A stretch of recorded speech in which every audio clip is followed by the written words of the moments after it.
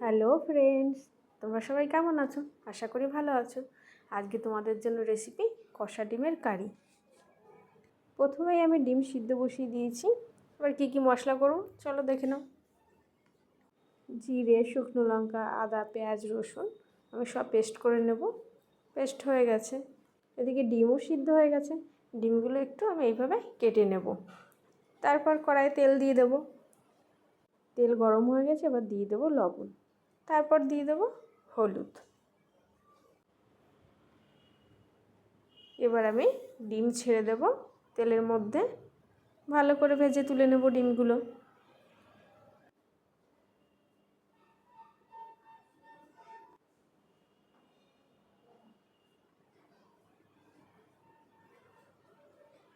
ডিম ভাজা হয়ে গেছে। এবার এই তেলের মধ্যে আমি আলু ভেজে নেব। আমি আলু আজকে লম্বা লম্বা করে কেটে নিয়েছি, তোমরা চাইলে গোল করেও কেটে নিতে পারো।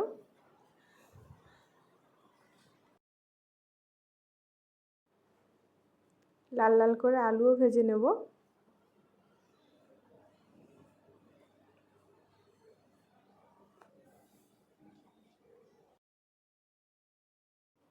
এবার এই আলু ভাজা তেলের মধ্যেই আমি প্রথমে দিয়ে দেবো গোটা গরম মশলা, তারপর দিয়ে দেবো একটু তেজপাতা, তারপরে বেটে রাখা মশলা আমি দিয়ে দেবো।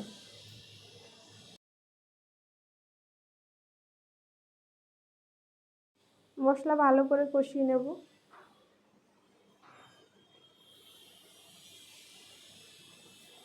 এই মশলার মধ্যে আমি টমেটো কুচি দিয়ে দেবো। আর আরও ভালো করে একটু কষে নেব। দিয়ে দেবো লবণ,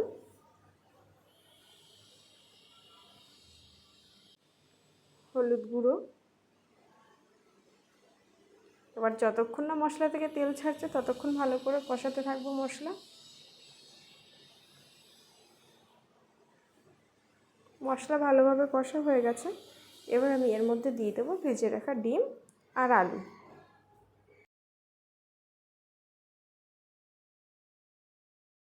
ডিম আর আলু মশলার সঙ্গে ভালো করে কষিয়ে নেব। ডিম আলু মশলার সঙ্গে ভালো করে মিশিয়ে নিয়েছি। এবার আমি 30 সেকেন্ডের জন্য একটু ঢেকে দেবো।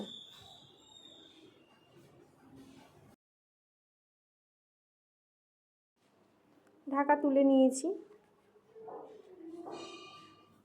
এবার দিয়ে দেবো পরিমাণ মতো জল।